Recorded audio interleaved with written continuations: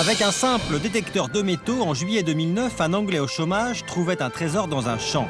Un butin évalué à 1 million d'euros. Une découverte comparable à celle du tombeau de Toutankhamon. De quoi en faire rêver plus d'un, même chez nous. Notre pays recèle de trésors. Des trésors enfouis, cachés au fil des siècles. Hervé les recherche depuis 32 ans. Aujourd'hui, c'est celui de la Vache d'Or. Une idole en or serait quelque part dans cette montagne, près de Fontaine-de-Vaucluse. Des villageois l'auraient caché peu avant la Révolution. Moi, j'étais parti sur l'histoire du trésor caché par les habitants de Fontaine, tout ça, c'est la légende. Et là, j'ai rencontré Denis, donc, qui a une théorie qui m'a paru très intéressante. Et lui, il pense que ce serait plutôt de l'or qui aurait été amené par l'eau souterraine et qui serait déposé dans une grotte quelque part. Après 45 minutes de marche, Hervé et Denis pourraient enfin se trouver près du but. Voilà, nous voilà à Loul, qui veut dire la marmite en provençal d'ailleurs. Voilà. La Vache d'Or, on est ici. Quand on cache quelque chose, en fait, il faut un repère immuable.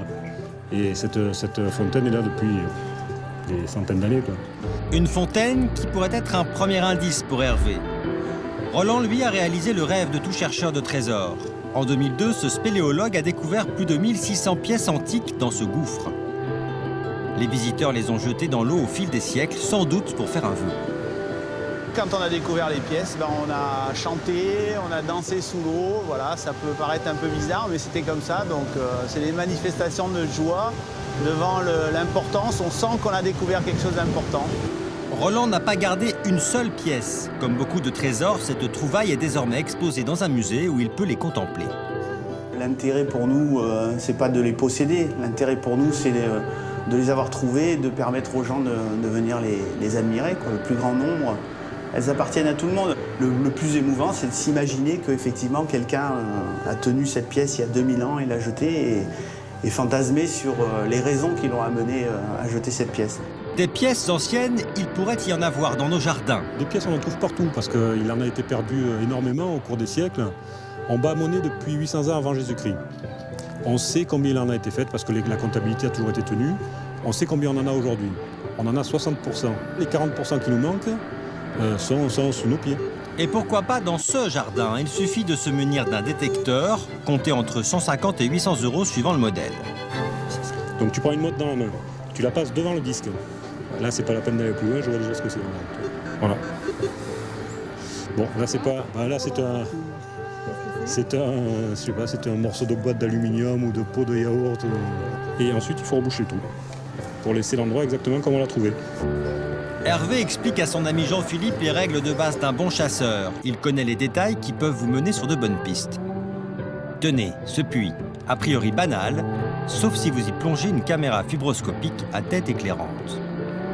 Et on a fait descendre ici, tout simplement, pour voir. Tu vois la voûte, là? Ouais, je la vois, la voûte. Hein? Et en fait, on a détecté un vide là-dessous. On a percé un mur un petit peu plus loin, où on a repassé la caméra à nouveau. Et là, on s'est aperçu qu'il y avait une pièce dessous, en fait. Il y a un an, à la demande de la propriétaire des lieux, il a mené l'enquête. Il a réussi à mettre à jour un souterrain oublié.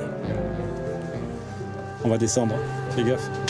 La leçon se poursuit donc sous terre. L'œil du chasseur fait la différence. Dans ce genre d'endroit et dans ce genre de recherche, on est attentif aux repères. Par exemple, tu vois ici, tu as un piton qui apparemment ne sert à rien. Une des habitudes de cache, c'était en fait de pendre un fil à plomb à ce genre de repère. Voilà. Le fil à plomb tombait à l'aplomb. Okay. On creusait ici et en fait on retrouvait toujours son trésor comme ça. Donc ça demande de vérifier. D'accord. Tu vois? Ça le fait pas, non. Rien à la verticale de la marque. La propriétaire lui a parlé d'une légende familiale concernant une médaille cachée. Go, tu y vas. Donc passe derrière moi, éclaire-moi éventuellement. Hervé ne l'a pour l'instant pas trouvé. Pourtant, il connaît bien les habitudes de nos ancêtres.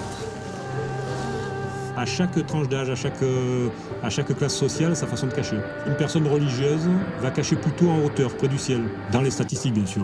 Ensuite, un paysan va cacher plutôt sur le sol, près de la terre. À 80%, les caches de paysans se situaient dans le poulailler, parce que c'était un signal d'alarme. Les animaux de la ferme donnaient l'alerte dès que quelqu'un essayait de rentrer dans le poulailler. Non, apparemment, là, il n'y a rien. Hervé reviendra, il ne se décourage jamais. De même sur le territoire de la Vache d'Or. Il ne peut s'empêcher de sonder la source d'eau qui pourrait bien se révéler plus qu'un repère géographique. Là, au centre du disque, tu vois, ici, là. Là où il y a le XP, là. Sous la feuille, là. Sous la feuille. Ah non, c'est une pièce, je sais pas, c'est 5 centimes d'euros, je crois. Hein. Donc je pense que cette pièce qui est très actuelle, elle est certainement à l'origine d'un vœu et donc on va la rendre dans cette eau de fontaine magique. Ce ne sera pas pour cette fois. Sachez que si par hasard vous trouvez un trésor, 50% reviendra au propriétaire du terrain, le reste sera pour vous.